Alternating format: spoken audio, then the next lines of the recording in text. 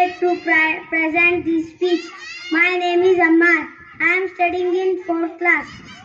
Independence Day is the most important day in the history of India. Independence Day is celebrated on 15 August every year with great joy. On this day in 1947, India became free from British rule. It is our national festival.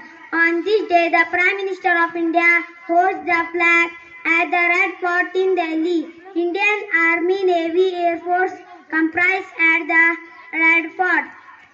On this day, the Chief Minister of India of that state holds the flag. On this day, the people remember sacrifice of the great freedom fighter who fought for our freedom.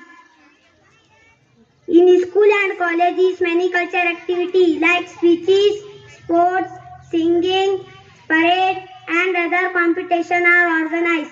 Sweets are distributed to the children. I love my country. I am proud to be an Indian. Lastly, I wish you all a very happy Independence Day. Jazakallah, Jai Hind.